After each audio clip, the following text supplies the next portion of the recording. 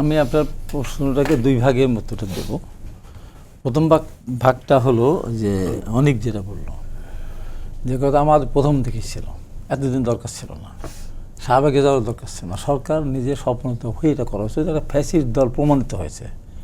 আর এখন এটা আদালতের মাধ্যমে একে নিষিদ্ধ ঘোষণা করা, এটা চূড়ান্ত করতে হবে। কারণ এরা তো পরীক্ষিত এবং জাতিসংঘ যে ব্যাপারে পরিষ্কার বলেছে এরা মানবতা বিরোধী অপরাধ করেছে, যে কারণে বিচার হচ্ছে। এই বিচারের ক্ষেত্রে জাতিসংঘ সম্মতি আছে তো, সাবেক প্রধানমন্ত্রী এবং তাদের এই হত্যাকাণ্ডে তারা জড়িত।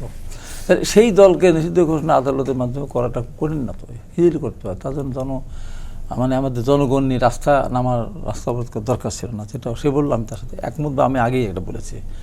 দ্বিতীয়ত কথা, এখন এই যে নিষিদ্ধ সাময়িক না, আমেরিকার আবার সাময়িক আর অসাময়িক কী আছে, চূড়ান্তভাবেই তাকে নিষিদ্ধ ঘোষণা করতে হবে। যে অপরাধ তারা করেছে, শুধু কি তারা মানুষ হত্যা করেছে?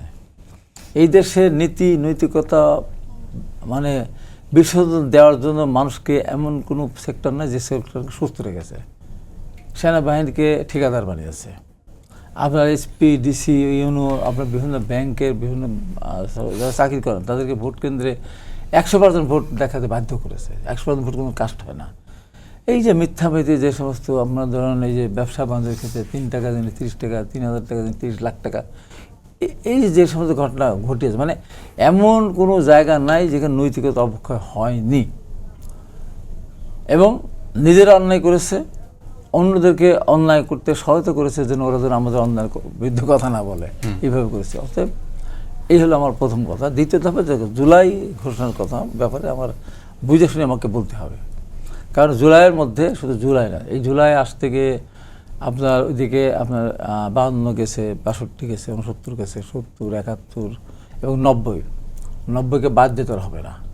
90 আমরা একটা ফ্যাসিস্ট সরকার, একটা অবৈধভাবে একটা নির্বাচিত পার্লামেন্টকে ভেঙে দিয়ে ক্ষমতা দখল করেছিল এরশাদ। তার বিরুদ্ধে আমরা কিন্তু যেদিন এরশাদ ক্ষমতা দখল করলো 24শে মার্চ, ওই দিনই কিন্তু ঢাকা বৈশাল মিছিল হয়েছে সামরিক শাসনের বিরুদ্ধে। তার 25শে মার্চ হয়েছে, 26শে মার্চ সাভার স্মৃতিসৌধে, সেখানে স্বাভাবিকভাবেই বিএনপি সেখানে যেতে পারেনি। নাজারটাই স্বাভাবিক, যেহেতু আগের দিন একদিন আগে তারা ক্ষমতাচ্যুত হয়েছে। আওয়ামী লীগ সেখানে গিয়েছে ফুল দিতে, সেখানে পিটিয়েছে, বেদম আকার পিটিয়েছে। ওই দিন থেকে কিন্তু আন্দোলন শুরু হয়েছিল, 24 তারিখ রাত থেকেই। এবং 9 বছর আমাদের লেগেছে, নির্দিষ্ট একটা কজ ছিল যে অবৈধভাবে ক্ষমতা দখল করেছে।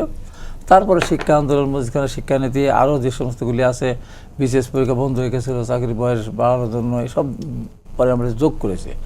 9 বছর পরে স্বেচ্ছায় শিক্ষা উৎখাত করেছে। সেই উৎখাত করতে গিয়ে কিন্তু অনেক মানুষ জীবন দিয়েছে। আজকে যেমন শহীদ আবু সাইদ, সারা পৃথিবীর কাছে আবু সাইদ কিন্তু একটা হিরো, নিজের জীবন বুক পেতে দিয়েছে। এবং একটা বিশ্ববিদ্যালয় ইংলিশের একটা ছাত্র, বা মা খুব সচ্ছল পরিবারের না, তারপরেও কিন্তু সে সামনে বুক চিতিয়ে দিয়েছিল।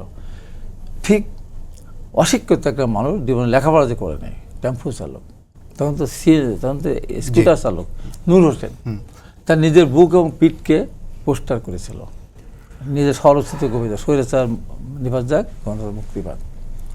তো এই আন্দোলন, এই 87 আন্দোলন, 88, 89, 90 একটা মিলন, জিহাদ, বিভিন্ন পর্যায়ে সেলিম দুলার, আমি তো সেলিম দুলার সাথে আমি টাকা তোলা পৃষ্ঠ হয়েছিল, তারা শহীদ হলো। এই সবগুলি মিলাই যদি আপনার এখানে আসে তাহলে আমার কোনো আপত্তি নেই। কিন্তু যদি সব বাদ দিয়ে শুধু যদি জুলাই ধরা হয় তাহলে সেখানে আমার আপত্তি থাকবে।